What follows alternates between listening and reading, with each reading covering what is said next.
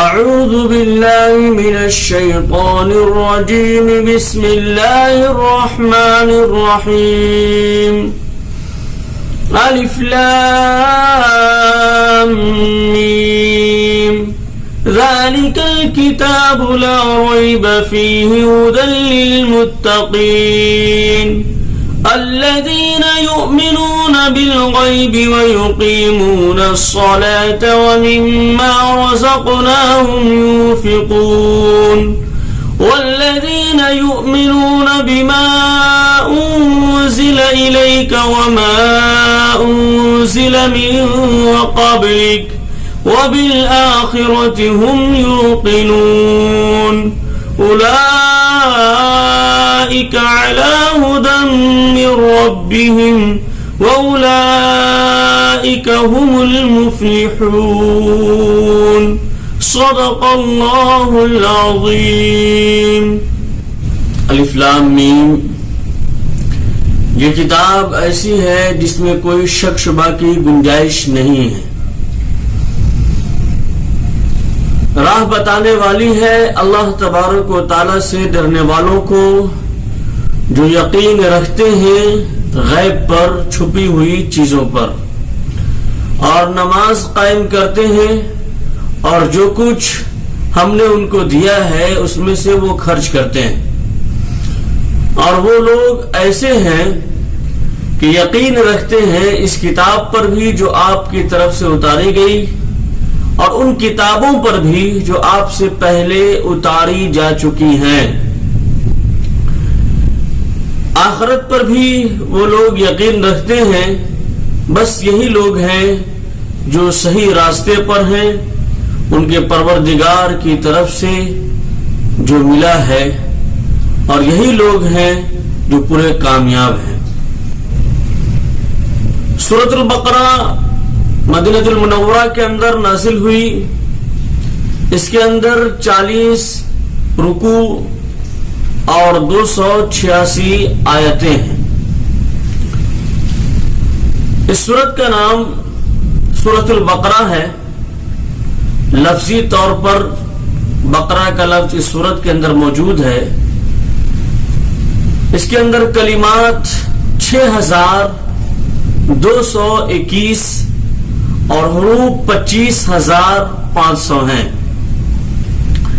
زمانہ نزول ہجرت مدینہ طیبہ کے بعد نازل ہوئی ہے، اگرچہ اس کی بعض آیتیں مکہ المکرمہ میں حج کے وقت نازل ہوئی ہے، مگر وہ بھی مفسرین کی اصطلاح میں مدنی کہلاتی ہیں. سورۃ البقرہ قرآن کریم کی سب سے بڑی سورت ہے اور مدینہ طیبہ میں سب سے پہلے اس کا نزول شروع ہوا. مختلف زمانوں میں مختلف آیتیں نازل ہوتی رہی، یہاں تک کہ ربا یعنی سود کے متعلق جو آیت ہے وہ حضرت صلی اللہ علیہ وسلم کی آخری عمر میں فتح مکہ کے بعد نازل ہوئی. قرآن کریم کی سب سے بڑی سورت اور بہت سے احکامات پر مشتمل ہے. رسول کریم صلی اللہ علیہ وسلم نے ارشاد فرمایا کہ سورہ بقرہ کو پڑھا کرو، کیونکہ اس کا پڑھنا برکت ہے اور اس کا چھوڑنا حسرت ہے، ندامت ہے، شرمندگی ہے، بدنصیبی ہے، اور اہل باطل اس پر قابو نہیں پا سکتے. قرطبی نے حضرت معاویہ رضی اللہ تعالی عنہ سے نقل کیا ہے کہ اس جگہ اہل باطل سے مراد جادوگر ہیں جو جادو ٹونا کرتے ہیں. مراد یہ ہے کہ اس سورت کے پڑھنے والے پر کسی کا بھی جادو نہیں چلے گا. اور نبی کریم صلی اللہ علیہ وسلم نے ارشاد فرمایا کہ جس گھر میں سورۃ البقرہ پڑھی جائے، اس کی تلاوت کی جائے، تو شیطان وہاں سے بھاگ جاتا ہے، راہ فرار اختیار کر لیتا ہے. قرطبی کی روایت ہے کہ وَاتَّقُوا يَوْمًا تُرْجَعُونَ فِيهِ إِلَى اللَّهِ، یہ آیت کریمہ सूरत अल-बकरा की आयत नंबर 281 की है, तीसरे पारा, छठा सफ़ा और छठा रुकू की है। कुरान करीम की बिल्कुल ये आखिरी आयत है जो सन 10 हिजरी 10 जिलहिज्जा को मिना के मकाम पर नाजिल हुई, जबकि हज़रत सल्लल्लाहु अलैहि वसल्लम हज्जतुल विदा के फराइज अंजाम दे रहे थे। और इसी आयत के 80 या 90 दिन के बाद आप सल्लल्लाहु अलैहि वसल्लम की वफात हुई और वही इलाही का सिलसिला हमेशा के लिए खत्म हो गया। लेकिन ये आयत आपको सूरत अल-बकरा के अंदर मिलेगी। रसूलुल्लाह सल्लल्लाहु अलैहि वसल्लम ने इरशाद फरमाया, सूरत अल-बकरा सनामुल कुरान और ज़िरवतुल कुरान है।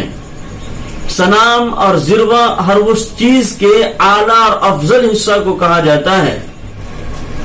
हजरत अबू हुरैरा रज़ियल्लाहु ताला अन्हु की एक हदीस में है कि इस सूरत में एक आयत है जो तमाम आयत कुरानिया में अशरफ है, आला है, अफजल है, बरतर है और बेहतर है, और वो आयतुल कुर्सी है।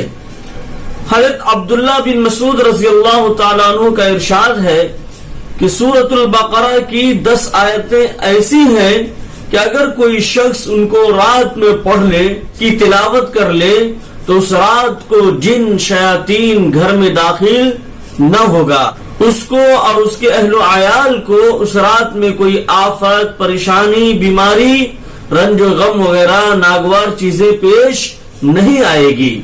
और अगर ये आयतें किसी मजनू पर पढ़ दी जाए तो उसको इफाका होगा, फायदा पहुंचेगा। और वो 10 आयतें ये हैं। 4 आयतें शुरू की सूरह बकरा की, फिर 3 आयतें दरमियानी आयतुल कुर्सी वाली, और उसके बाद की 2 आयतें, फिर आखिर सूरह बकरा की 3 आयतें हैं। अब गौर करें, मज़ामीन और मसाइल के एतबार से भी सूरतुल बकरा को एक खास मकाम हासिल है, एक खास इम्तियाज हासिल है। इब्न अरबी रहमतुल्लाह अलैह फरमाते हैं कि मैंने अपने बुजुर्गों से सुना है कि सूरह बकरा में 1000 अम्र और 1000 नहीं और 1000 हिकमतें हैं, 1000 खबर और 1000 किसस हैं। यह अल्लामा इब्न कसीर रहमतुल्लाह अलैह की रिवायत है। यही वजह है कि हज़रत उमर फारूक आजम रज़ियल्लाहु ताला अन्हु ने जब सूरतुल बकरा को तफसीर के साथ पढ़ा, उसकी तालीम में 12 साल खर्च हुए, और हजरत अब्दुल्ला बिन उमर रज़ियल्लाहु ताला अन्हु ये सूरत 8 साल में पढ़ी।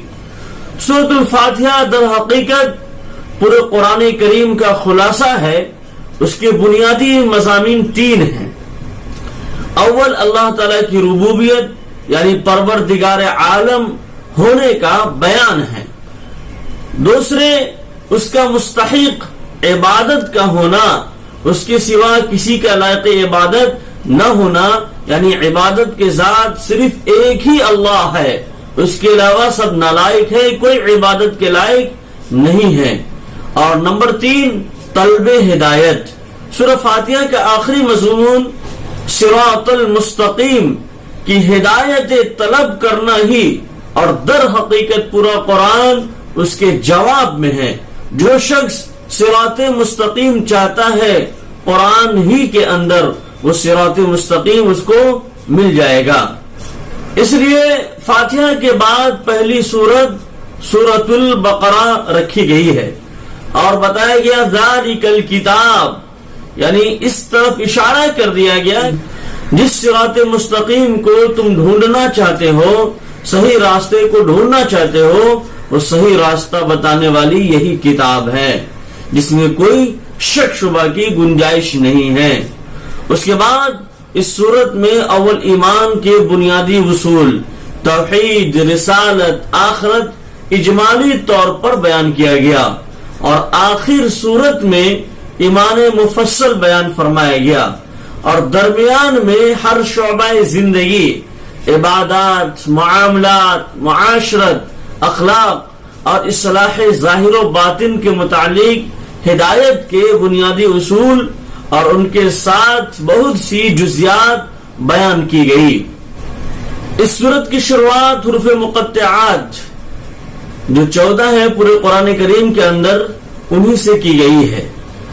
الف لام میم بہت سی سورتوں کے شروع میں چند حروف ہیں جو مرکب ہیں، ایک کلمہ ہے، جیسے آپ دوسری جگہ دیکھیں گے الف لام میم را حامیم الف لام میم صاد، تو ان کو حروف مقطعات کہا جاتا ہے۔ ان میں سے ہر حرف کو جدا جدا ساکن کر کے پڑھا جاتا ہے، جیسے الف لام میم۔ حروف مقطعات جو اوائل سورت میں یعنی سورت کے شروع میں ان کے متعلق بعض مفسرین نے فرمایا کہ یہ ان سورتوں کے نام ہیں، بعض حضرات نے فرمایا کہ اسماء الہیہ کے رموز ہیں، اور جمہور صحابہ اور تابعین اور علماء امت کے نزدیک راجح یہ ہے کہ یہ حروف رموز اور اسرار ہیں۔ السر بین اللہ و رسولہ، کہ یہ راز اور سر بھید کی باتیں ہیں اللہ اور اس کے رسول صلی اللہ علیہ وسلم کے درمیان، جس کا علم سوائے خدا تعالی کے کسی کو نہیں ہے اور نہیں ہو سکتا ہے۔ رسول کریم صلی اللہ علیہ وسلم کو اس کا علم بطور ایک راز کے دیا گیا، جس کی تبلیغ امت کے لیے روک دی گئی۔ اس لیے حضرت صلی اللہ علیہ وسلم سے ان حروف کی تفسیر و تشریح میں کچھ منقول ہے۔ عامر شعبی، سفیان ثوری رحمت اللہ علیہ اور ایک جماعت محدثین نے فرمایا کہ ہر آسمانی کتاب میں اللہ تعالیٰ کے کچھ خاص رموز و اسرار ہوتے ہیں۔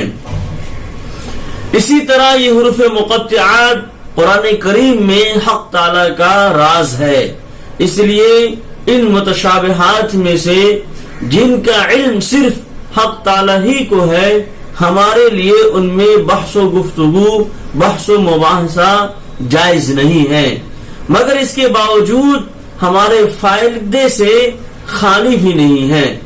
اول تو ان پر ایمان لانا، پھر ان کا پڑھنا ہمارے لیے ثواب عظیم ہے، دوسرے ان کے پڑھنے کے معنوی فائدے اور برکات بھی ہیں جو اگرچہ ہمیں معلوم نہ ہو مگر غیب سے وہ ہمیں پہنچتے ہیں۔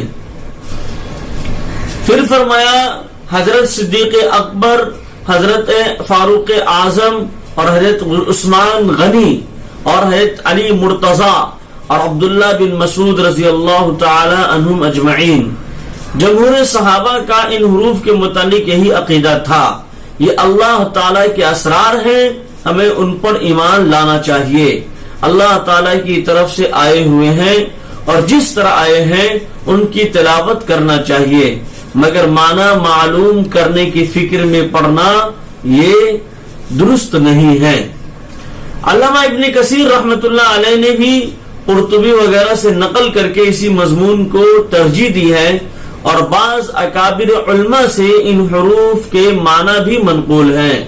اس سے صرف تمثیل اور تنبیہ اور تسہیل مقصود ہے، یہ نہیں کہ مراد حق تعالی یہی ہے، اس لیے اس کو بھی غلط کہنا تحقیق علماء کے خلاف ہے۔ ذالک الکتاب لا ریب فیہ، ذالک کسی دور کی چیز کی طرف اشارہ کرنے کے لیے عربی گرامر میں استعمال ہوتا ہے، اور کتاب سے مراد قرآن کریم ہے۔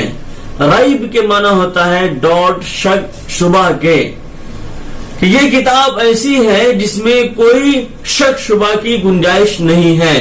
سورۃ الفاتحہ میں جس صراط المستقیم کی درخواست کی گئی تھی کہ یہ سارا قرآن اسی درخواست کا جواب بصورت قبولیت اور صراط المستقیم کی تشریح اور تفصیل ہے، جس کا حاصل یہ ہے کہ ہم نے یہ دعا سن لی ہے اور قرآن بھیج دیا ہے جو ہدایت کا آفتاب ہے۔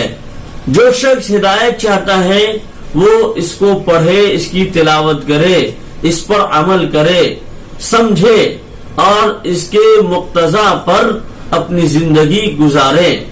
اور پھر اس کے متعلق ارشاد ہے کہ اس میں کوئی شک شبہ کی گنجائش نہیں ہے.